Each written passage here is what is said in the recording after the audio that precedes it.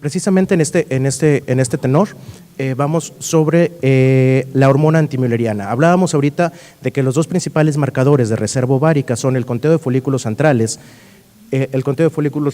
y la medición de la hormona antimülleriana. La hormona antimülleriana es una hormona extremadamente importante en reproducción. El tema como tal son los usos de hormona antimülleriana en reproducción, que vamos a tocar a continuación.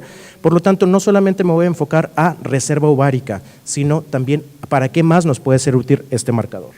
¿Ok? Bien. Entonces, desde hace mucho tiempo estamos tratando de identificar nuestra bola de cristal para predecir la fertilidad en nuestros pacientes. Los marcadores de reserva ovárica han sido considerados como una bola de cristal que permitiría predecir los hitos reproductivos, fisiológicos o patológicos en la vida de la mujer. Y al día de hoy todavía no tenemos nuestra bola de cristal perfecta, que tenemos que irla moldeando a nuestro antojo.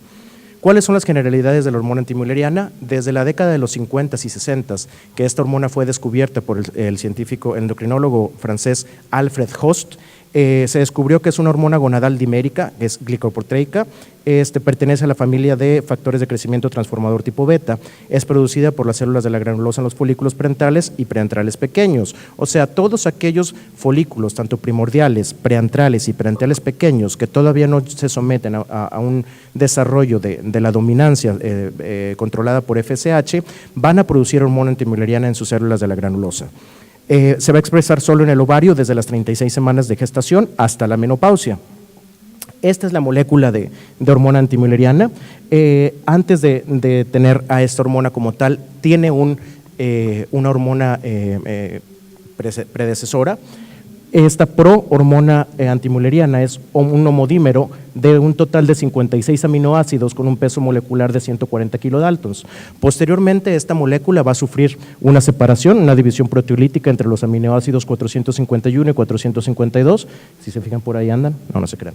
Esta hormona antimülleriana van a quedar dos dímeros. Uno es un dímero carboxiterminal de 25 kilodaltons y otro es un dímero aminoterminal de 120 kilodaltons. Esto es muy importante por lo siguiente: la medición actual de hormona antimülleriana que se realiza a nivel sérico únicamente nos va a determinar la prohormona antimülleriana y el dímero N de esta hormona. No nos va a medir las concentraciones de antimülleriana dímero carboxiterminal, por lo que podemos llegar a tener algún fallo en la medición correcta o real de este tipo de hormona. Sus niveles van aumentando después de la pubertad, alcanzando un punto máximo entre los 20 y 25 años, que si recuerdan acabo de comentar que la edad ideal para que una mujer se embarace es entre los 24 y 26 años de edad.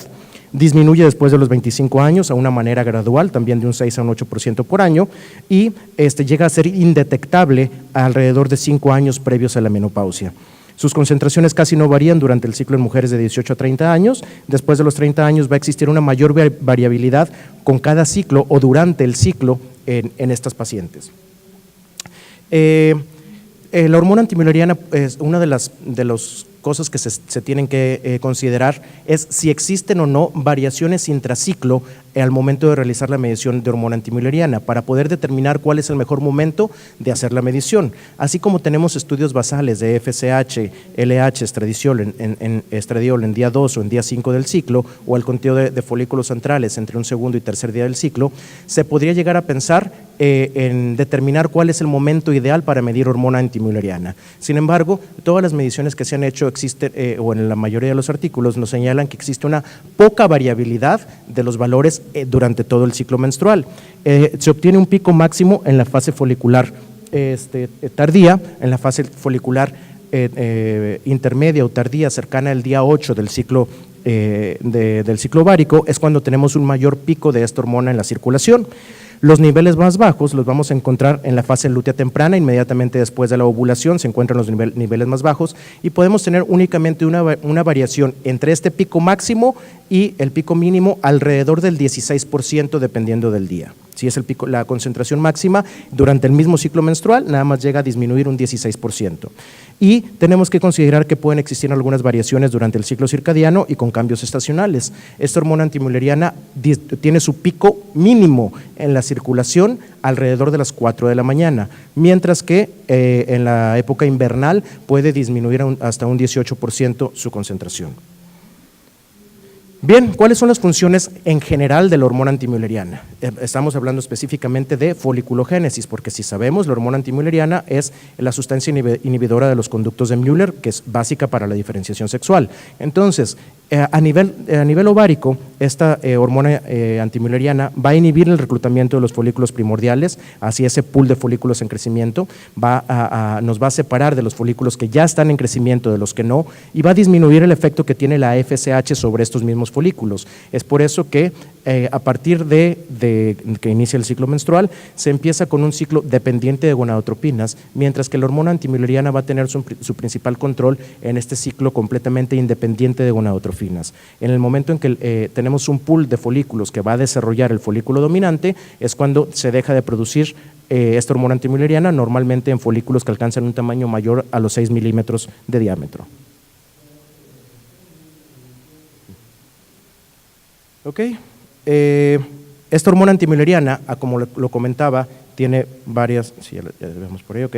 Esta hormona antimülleriana tiene varias esferas que nos pueden servir. Esto no está funcionando bien, si me lo pueden modificar por favor.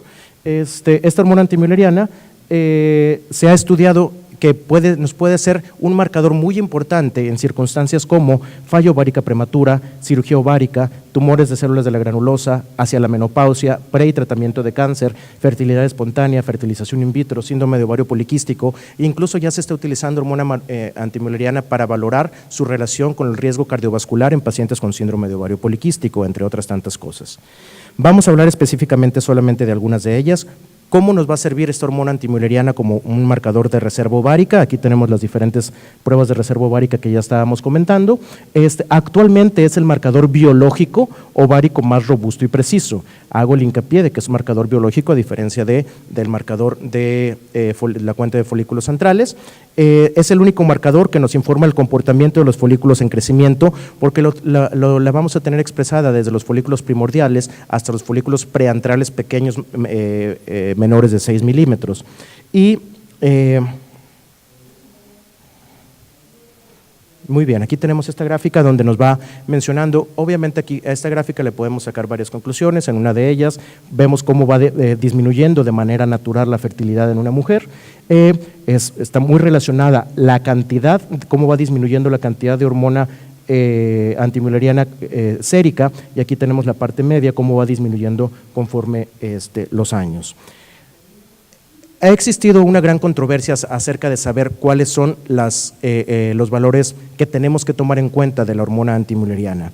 De la misma manera tenemos que tomar en cuenta qué tipo de estudio se realizó de hormona antimülleriana, porque hay estudios que han venido cambiando y que son más específicos al día de hoy, y sobre todo el tipo de medición que la estamos teniendo, porque pueden ser en microgramos o puede ser en nanogramos por mililitro, y eso es una cuestión muy importante. Actualmente la mayoría de los estudios o los consensos que se manejan es que la cantidad normal de hormona antimülleriana debe de encontrarse entre un valor de 1 y 2.9, hacia valores de 0.7 y 0.9 tenemos un valor normal bajo. Hacia valores de 0.3 a 0.6 se considera como bajo, muy bajo arriba de 0.3, un valor alto de arriba de 3.6, sugestivo de síndrome de ovario poliquístico, o demasiado alto cuando lo encontramos en valores arriba de 6 nanogramos. Sin embargo, como marcador de la reserva ovárica, esta hormona, como todos los estudios, tiene también sus limitaciones. Uno de ellos es lo que ya comentaba, que existen diferentes ensayos manuales y automatizados para la determinación de los niveles de esta hormona. Se puede ver afectada por los resultados de algunos factores de confusión, como lo son el tipo de grupo etario al que pertenezca la paciente, el tabaco o el consumo de tabaco, el índice de masa corporal o el uso actual de anticonceptivos orales combinados en la paciente. Hay diferentes estudios que actualmente algunos nos dicen, por ejemplo, que el tabaco afecta, otros nos dicen que no afecta o que hay una disminución muy baja. Entonces tenemos que tener valores adecuados para el tipo de población que estamos estudiando. Ojalá que cada uno en nuestros países podamos llegar a tener algún día un nivel normal de hormona antimülleriana para cada grupo, aunque sea que nos consideren como grupo latino. Existe una posible existencia de variabilidad intraciclo en sus niveles, como ya lo estábamos comentando. Ok. ¿Qué hay acerca del uso de la hormona antimülleriana en fertilización in vitro y el pronóstico de embarazo? Todos sabemos que los principales factores para el éxito de la fertilización in vitro es la edad de la mujer y el número de ovocitos obtenidos. Sabemos que tenemos que obtener alrededor de 8 a 10 folículos para incrementar nuestras posibilidades de tener un recién nacido vivo. Por lo tanto, sería muy importante saber cuántos ovocitos voy a estar esperando en un estudio antes de someter a mi paciente a un tratamiento de fertilización in vitro, para poder saber si vale la pena someter a este tipo de paciente o ofrecerle un tratamiento de donación de óvulos. También se ha estudiado que los niveles dinámicos de la hormona antimülleriana nos pueden llegar a predecir el resultado de las técnicas de fertilización in vitro. Diferentes estudios han medido hormona antimülleriana antes de empezar el ciclo y antes de realizar la captura de los ovocitos, antes del disparo, aproximadamente en día 8 o 10 de estimulación, y se ha visto una disminución significativa de los niveles de hormona antimülleriana que se tienen en un inicio del ciclo de estimulación a los que tenemos alrededor del día 8 o el día 10. Esto, la principal hipótesis que se tiene ante este nivel, ahorita me regreso a esa gráfica, es que cuando ya tenemos un aumento de folículos primarios y preentrales, disminuyen durante la selección rápida de folículos preovulatorios durante la hiperestimulación ovárica. Estos niveles de hormona antimülleriana pueden tener cierta utilidad clínica, como cuáles. Uno de ellos nos puede ayudar a decidir cuál va a ser el tipo de estimulación que puedo tener con mi paciente. Si tengo valores que se encuentran dentro de rangos normales, entre 0.7 y 2, podemos utilizar un ciclo convencional de antagonistas, que es tal vez el ciclo en los tratamientos de hiperestimulación más estudiados. Si tenemos valores bajos de esta hormona, podemos utilizar ciclos de antagonista para tener un bloqueo menor de este ovario, o si tenemos cifras elevadas, tenemos que ser muy cautelosos con la cantidad de administración de gonadotrofinas para no tener el riesgo de un síndrome de hiperestimulación ovárica. De tal manera que cuando una paciente tiene valores normales de hormona antimülleriana, en más del 80% de las veces podemos obtener mínimo 6 folículos para 6 ovocitos para fertilización in vitro. Cuando tenemos una paciente en la zona intermedia, podemos llegar a tener hasta el 50% de oportunidades de tener más de 6 ovocitos para el tratamiento de fertilización in vitro, o cuando la paciente se encuentra en un rango bajo, existe solamente el 20% de posibilidades de obtener una cantidad adecuada de ovocitos para fecundarlos. Esta es la probabilidad, la relación que existe entre la hormona antimülleriana y la probabilidad de tener un embarazo y un recién nacido vivo, y nos damos cuenta que la mayoría de los valores que están aquí señalados nos hablan que valores entre 4 y 5 nanogramos por mililitro de hormona antimülleriana son los que nos dan un mejor pronóstico de que esa paciente pueda llegar a tener un embarazo. Entonces, pacientes que se encuentran entre 4 y 5 nanogramos por mililitro son las que tienen la mejor oportunidad de tener éxito en un tratamiento de reproducción asistida de alta complejidad. Los ciclos de fertilización in vitro con la más alta tasa de disminución de los niveles séricos de hormona antimülleriana demostraron que el más favorable desarrollo de los folículos dominantes, el mejor rendimiento ovocitario, el mejor desarrollo embrionario temprano y las tasas de implantación y embarazo clínico. Lo mismo que les comentaba, las pacientes que tuvieron una mayor disminución entre el valor inicial, el valor medido antes del inicio de la estimulación ovárica, y la medición que se realiza antes de inducir la ovulación, las pacientes que presentaron un mayor declive de esta hormona antimülleriana son las que presentaron mejor pronóstico de embarazo. Probablemente los niveles suprafisiológicos de estradiol y el incremento de la producción de andrógenos contribuye a un descenso de esta hormona antimülleriana por una inhibición de la secreción de las células de la granulosa. Sin embargo, esto es muy importante, yo lo comentaba con el ejemplo anterior. Actualmente no es una receta de cocina y no tenemos un valor umbral normal de la hormona antimülleriana, y no podemos negarle el acceso a un tratamiento de fertilización in vitro a nuestra paciente independientemente del valor que tengamos de hormona antimülleriana. Si aún así mi paciente tiene una baja reserva demostrada por hormona antimülleriana, pueden existir posibilidades que esa paciente pueda responder. El mejor marcador de reserva ovárica que tenemos actualmente es la propia respuesta del ovario en un ciclo previo, independientemente del resultado de la hormona antimülleriana. ¿Qué hay en el síndrome de ovario poliquístico? Sabemos que la función ovárica en el síndrome de ovario poliquístico está alterada. Normalmente es caracterizada por un inadecuado crecimiento del folículo dominante y el incremento de folículos primarios y preentrales. Esto probablemente debido a una producción intraovárica elevada de estos andrógenos. Existe una asociación positiva entre los valores de hormona antimülleriana y el síndrome de ovario poliquístico. En pacientes con síndrome de ovario poliquístico se observan 2 a 3 veces más altos los niveles de hormona antimülleriana que la población en general.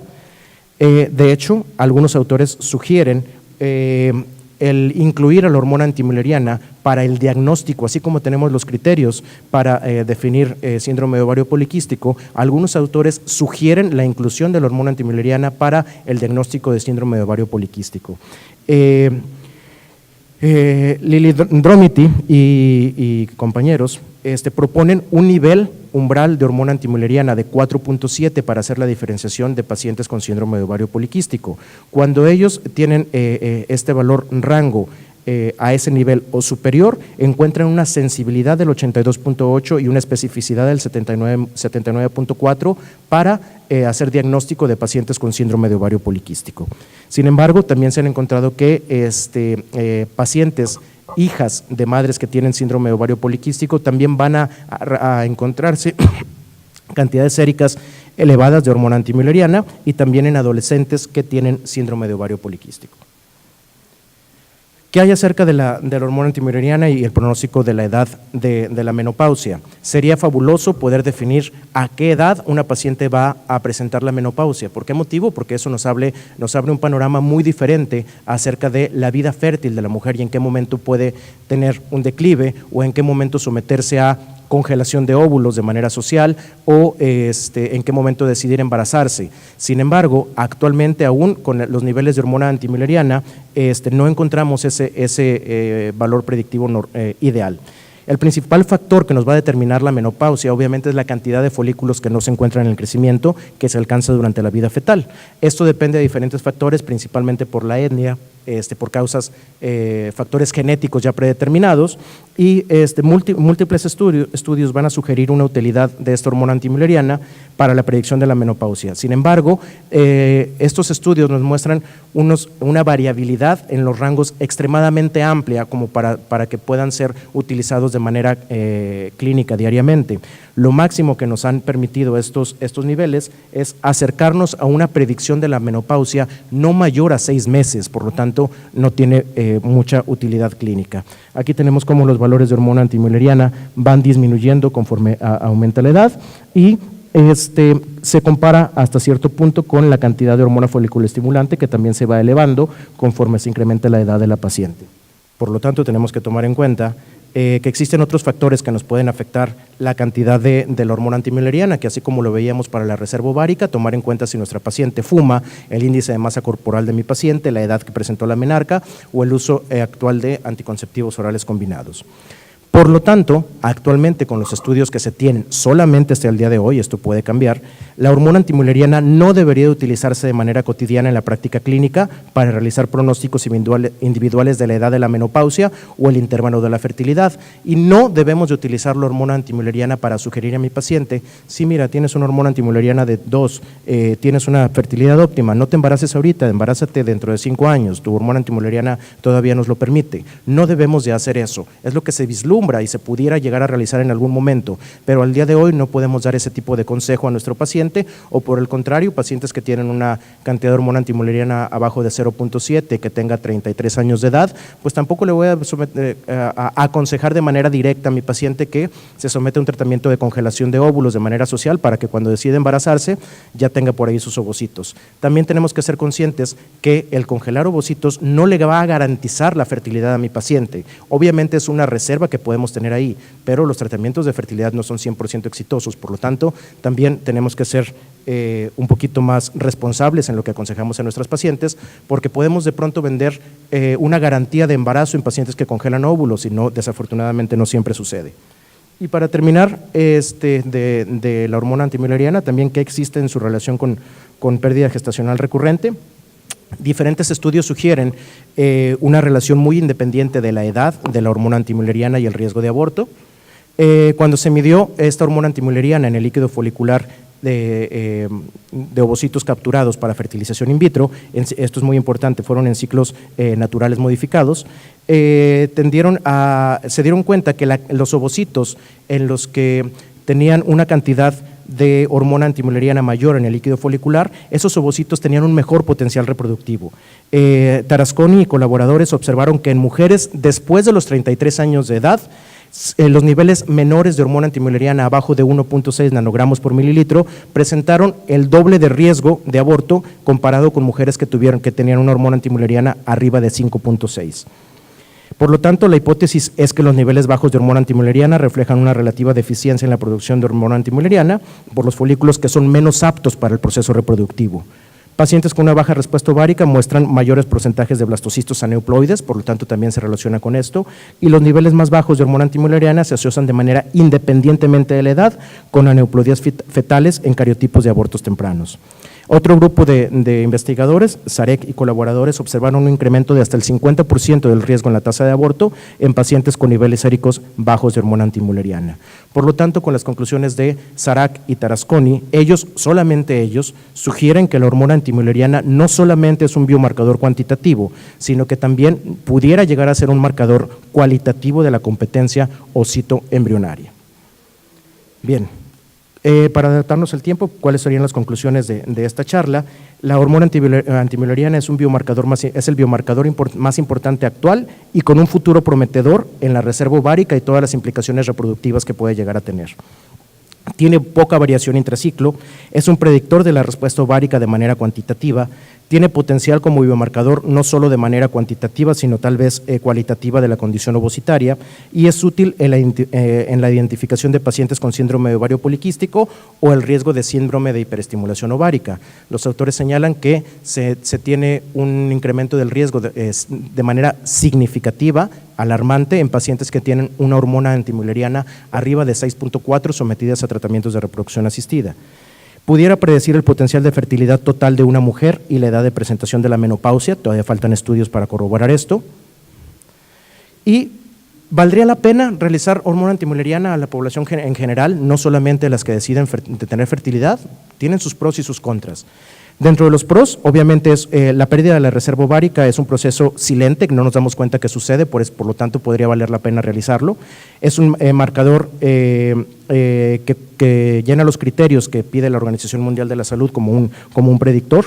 Y sería un buen predictor del potencial total de fertilidad para conocer cuál es el potencial reproductivo de mi paciente. Sin embargo, por el otro lado, no tengo evidencia que una baja reserva ovárica se asocie a una menor probabilidad de embarazo espontáneo, genera innecesaria ansiedad en la mujer acerca si ya me puedo embarazar o no, se me está acabando el tiempo, con quién me voy a casar, de pronto pasa alguien y se casa con el primero que ve. El test de hormona antimülleriana supone que es un costo económico importante e incrementa la criopreservación social y una falsa expectativa de fertilidad, como ya lo comentaba. Las mujeres desean conocer su reserva ovárica, por eso sería bueno realizarlo, y las mujeres con un conocimiento de su reserva ovárica podrían optar por una criopreservación o un tratamiento con semen de donante. Sin embargo, por el otro lado, esto nos puede llevar a un exceso en los tratamientos con semen de donante y una maternidad en solitario, pacientes que de pronto no encuentran el príncipe azul y deciden ser madres por sí solas, o un resultado favorable de reserva ovárica puede crear la falsa expectativa de seguridad y posponer la maternidad después de los 35 años. Por lo tanto, ¿en qué mujeres se sugiere actualmente un screening de hormona antimülleriana?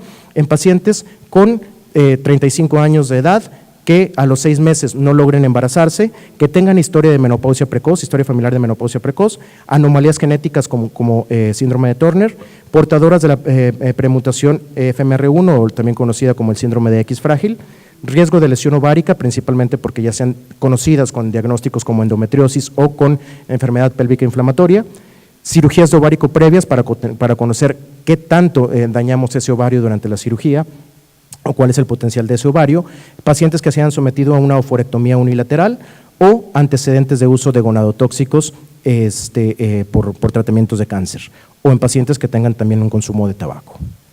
Bien. Este es el hospital universitario de la Universidad de la Facultad de Medicina de Torreón, algunos egresados de esta facultad por ahí, yo creo. Este es el área de clases que tenemos allí, todos estos son mis muchachos residentes de la especialidad de ginecología y obstetricia, donde orgullosamente puedo comentarles que en poco tiempo que tenemos por ahí, estamos creando el servicio de endocrinología ginecológica, cada vez poco a poco, con algunas limitaciones que se tienen como en todos los hospitales públicos, pero todo este tipo de conocimiento tiene que valer la pena el difundirlo con los que van en formación. Muchísimas gracias por la invitación, muchísimas gracias por escucharme y quedo a sus órdenes. Gracias.